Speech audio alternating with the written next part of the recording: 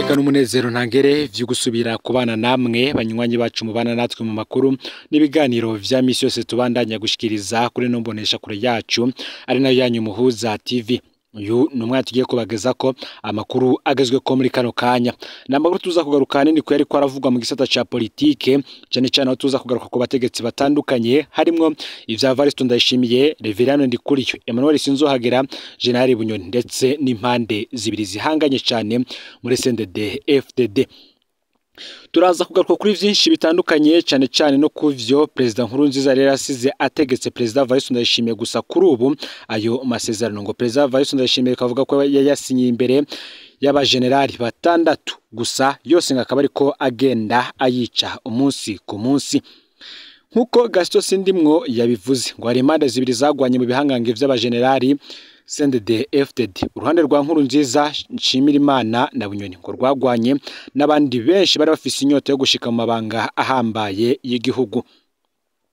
Ngo gushika uyu munsi rero biraboneka ko uruhande rwa Nkurunziza ruboneka ko rwaneshejwe. General Major Varisto Ndayishimiye niwe yahavuye aza kwisonga ry'abatsinze. Ngo ubu rero Varisto Ndayishimiye asa n'uwigobotoye imigozi yose Nkurunziza yamuboshe, ariko nawe uruhande rwiwe rukaba rumaze iminsi rwaramaze kwicamwo imirwi mishasha. Nivyo tugiye kugaruka ko. Turaza kandi kugaruka kuri ya masezerano nari mpejeje kubabwira yoba yarasinyishijwe President Varisto Ndayishimiye na President Nkurunziza imbere yuko atangura gutwara igihugu. Aya masezerano nka yose rero bamwe bakavuga ko President Ndayishimiye ariko arayasambura gahoro gahoro. Muri leta nta mushikiranganje n'umwe wa Nkurunziza asigaye. Indoto yo kuzosubirirwa na General Bunyoni yo ngitera ibumuzi yubuye nkuko tuza kubigaruka ko. Nimuge kandi ingingo zihambaye Nkurunziza yari yategetse Ndayishimiye zijanye n'uburongozi bwa leta n'umugambwe be n'umusubirizi wa Ndayishimiye. Nkurunziza yari yategetse Varisto Ndayishimiye ko hari abashikiranganje atagomba kuzokura mu bibanza vyabo. Hari abo kandi ngo yagomba kuzogena mu bashikiranganje. President Nkurunziza yarabwiye Varisto Ndayishimiye adashobora gukura harimwo Domitien Ndihokubwayo, Deogide Rurema, Tade Ndikumana, Aime Laurentine Kanyana. Akaba kandi yari yaranamubwiye ko ategerezwa kugumiza General Gabriel Nizigama batazira tibiya mu mabanga y'umuyobozi mwishikira mu biro vy'umukuru w'igihugu, chef du cabinet civil. Hakazamwe General Prime Niyongabo mu mabanga y'umukuru w'igisirikare, Emmanuel Sinzohagera mu burongozi bw'inama nkenguza amateka ndetse na Geras Ndabirabe mu burongozi bw'inama nshinga amateka. Ibi vyose nivyo tugiye kugaruka ko muri ano makuru. Na makuru muza kumvamwo vyinshi cyane benshi batari banazi gushika kuri uyu munsi. Ufyonde subscribe canke sabone niba utari wafyenda ko kugira ngo tuje cikanwa nadushikiriza basangize bagenzawe kandi bivanye naho baherereye kugira ngo nabo baje bashikirwa nabiriko biravugwa bigezwe ku ngamba mu gihugu cy'u Burundi, hanze imbezo igihugu cy'u Burundi ndetse no mu makungu ya kure. N'umuza TV mbahaye kaze mwidonido yano makuru. Ubundi ngo hariho imirwi myinshi yari yanka President Nkurunziza, haba mu bahoze bagendana muri CNDD FDD, haba no mu bamugwanya. Abo bose bari gushobora kwipfuza ko Nkurunziza apfa. Ngariko yapfuye ubutegetsi bwiwe busa n'ubuheze. Yapfuye hamaze gutorwa umusubirizi wiwe. Ngo birashoboka ko abamugwanya atari ba mbere bari bagikeneye ko apfa. Ngo uyu musubirizi wa Nkurunziza ariwe Varisto Ndayishimiye ntiyari yorohewe na gatoyi aho President Nkurunziza yasa n'ugiye atagiye. Nk'imboneza yamaho President Nkurunziza yarafise ububasha atawundi mu bahoze batwara Burundi yigeze agira. Mu kwezi kw'indwi ho yahawe ububasha bwo gushikiriza ijambo abarundi bose inyuma irivugwa n'umukuru w'igihugu ku munsi Uburundi buhimbaza ukwikukira.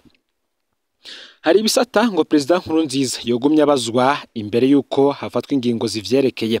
Aho ni nko mu gisata cyo gucukura ubutari. Izo bikaba bimeze gutyo mu gihe mu ngingo za mbere President Varisto Ndayishimiye yashitse afata habayemo gufuta amasezerano yose yo gucukura ubutare President Nkurunziza yari yarasinye. Nk'iyi ngo ni ingingo itari gushoboka imboneza yamaho ikiriho. President Nkurunziza kandi ngo yari yagiye aboshe President Ndayishimiye mu kumutegeka abazogena mu mabanga ahambaye y'igihugu. Nkurunziza yaramubwiye abashikiranganje adashobora gukura harimo Domitien Ndihokubwayo, Deogide Rurema, Tade Ndikumana, Aime Laurentine Kanyana. Akaba kandi yari yasize abwiye Perezida Ndayishimiye ko ategerezwa kugumiza General Gabriel Nizigama Batazira Tibiya mu mabanga y'umuyobozi mwishikira mu biro vy'umukuru w'igihugu, chef du cabinet civil, General Prime Niyongabo mu mabanga y'umukuru w'igisirikare, Emmanuel Sinzohagira mu burongozi bw'inama nkenguzamateka ndetse na Geras Ndabirabe mu burongozi bw'inama nshingamateka. Ingingo zihambaye Nkurunziza yategetse Ndayishimiye zijanye n'uburongozi bwa leta n'umugambwe be n'umusubirizi wa Ndayishimiye. Nkurunziza yari yategetse ko General Bunyoni azoba umushikiranganje wa mbere, nayo Reverano Ndikuriyo bakamuha umugambwe. Hagati aho Perezida Nkurunziza niwe yari kuguma arongoye inama y'inararibonye Conseil des Sages ya CNDD-FDD. Uwo mwumvikano wavuga ko Reverano Ndikuriyo azorongora CNDD-FDD imyaka 5 bakamwongera 2 kugira toze Perezida Ndayishimiye mu kiringo ca kabiri.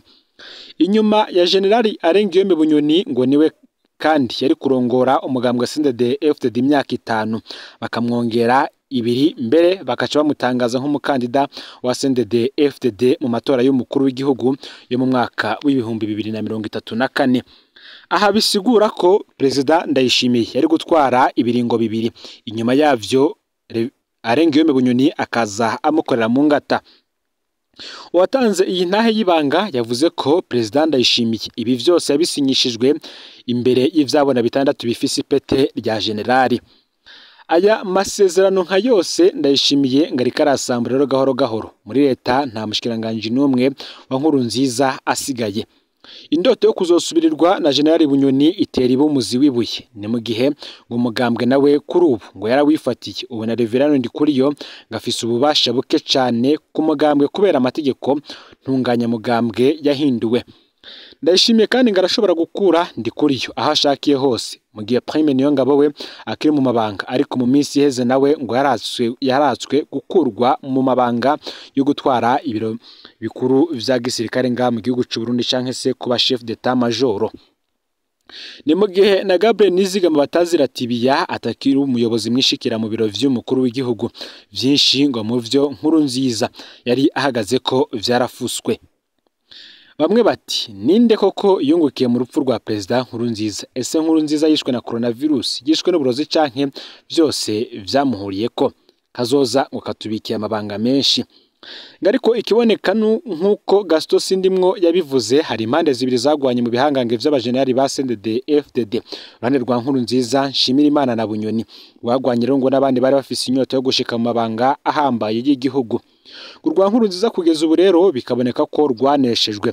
General Vice Ndayishimiye niwe yahavuye aza kwisonga ry'abatsinze, ubu akabasa n'uyigobotoye imigozi yose ya Nkurunziza yamuboshe.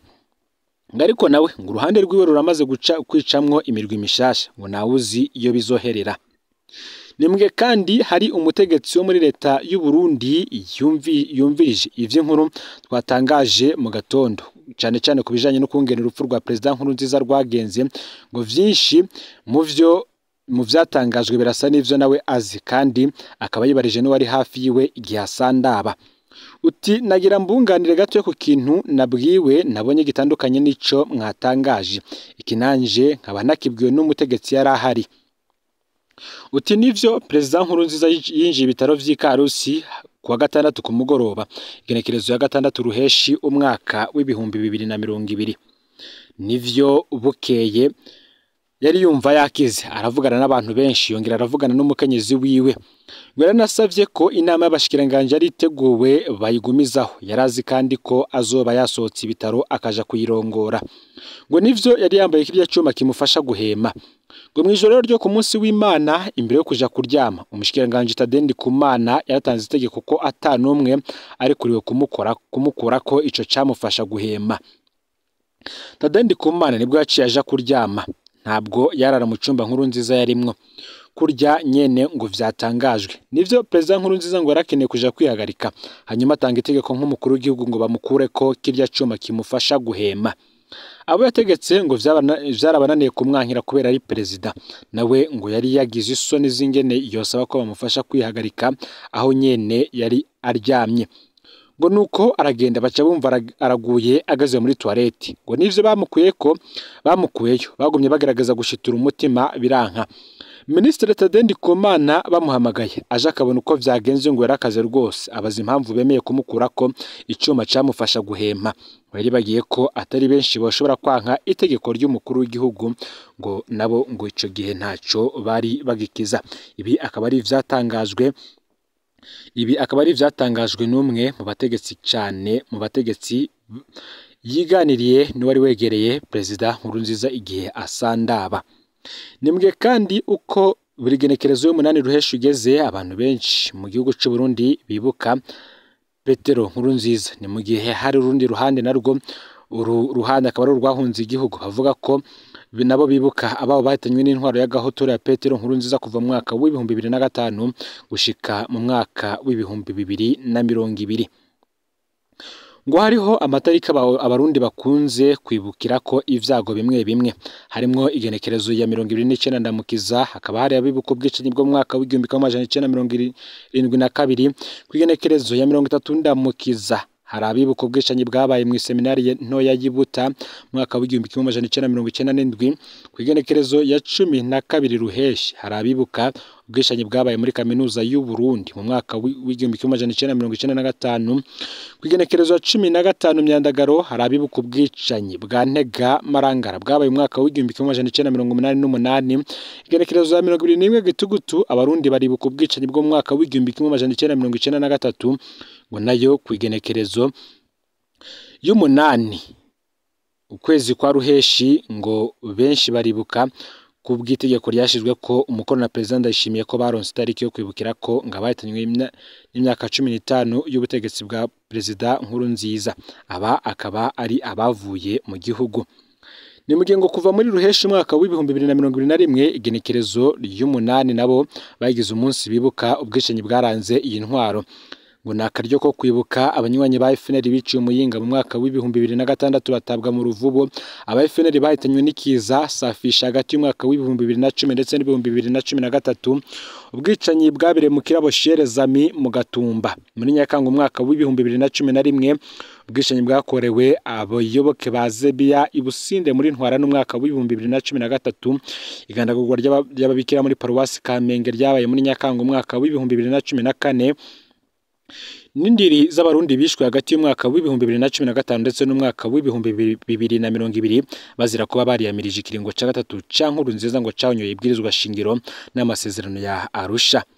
Nimbwe kandi no mu mashirahamwe aharanira agateka kazina muntu benshi ngo bibuka igandagurwa rya Ernest Manirumva muri Ndamukiza umwaka w'ibihumbi 2009, rya Pacifique ndarishikanye bita Brown mu mwaka w'ibihumbi 2007, rya Colonel Artemone Rwamibango mu mwaka w'ibihumbi 2008, irya Major Jean Petit Nduwimana mu mwaka w'ibihumbi 2012, rya Sylvestre Niyonzima batazira bikora mu mwaka w'ibihumbi 2010, rya General Tanazi Kararuza muri Ndamukiza umwaka w'ibihumbi 2016, irya Honorable Hafsa Mosi mu mwaka w'ibihumbi 2016 n'abandi benshi cyane batodondagura guheza. Amatariki biciye ko ni menshi cyane, gusa kuri iyi genekerezo y'umunani ngo niho bafata akaryo ko kubibuka. Ngiye President Ndayishimiye yashinga uyu munsi yawise umunsi mukuru wo gukunda no gukundisha igihugu. Nayo mpamvu rero aba barongoye amashiramwe adakiranira ivyicaro vya politiki harimo n'abaranira agateka kazina muntu nabo nyene uyu munsi ngo bibuka kandi batera intege intwari zose zubahutse kwiyamiriza amabatagira izina ngo yakozwe niyo ntwaro. Ngo kubaka kwiyamiriza amabi y'intwaro ya Nkurunziza kwa ari kwihebera igihugu koko. Ngababikoze barishwe, baranyurujwe, barangajwe, baranyazwe ivyabo, bakurewe amabi menshi cyane. Ngo babaye akarorero keza rero ko gukunda no kwihebera igihugu ngo nabo nyene ni umunsi wabo. Ngo kenshi ngiyo havuzwa bahitanywe n'intwaro y'agahotoro ya Nkurunziza ngo arabibaza ko bavuga abatavuga rumwe niyo ntwaro, ngo ariko intwaro yica ntawe igera umutwe ngo nta numwe ibikunda. Ngo rero niyo mpamvu nabo bashimye kubigira gutyo. Ngaho rero amakuru yaragizwe ko muri kano kanya ufyonde subscribe canke sabone niba utari wafyenda ko kugira ngo utojikanwa nadushikiriza usangiza no makuru bagenzawe kugira ngo nabo baje bashikirirwa n'abiriko biravugwa bigezwe ko ngaha mu gihugu cy'u Burundi, hanze imbezi igihugu cy'u Burundi ndetse no makungu ya kure. N'ibindi byose turiko turabategurira yoba ayarabana n'agateka kazina muntu n'ibindi bisata bitandukanye ngaha mu gihugu cyane cyane ku njyane ziri mu mugambwe CNDD-FDD byose ni mu kanya, nimuze gucikanwa no Muhoza TV muhezagirwe.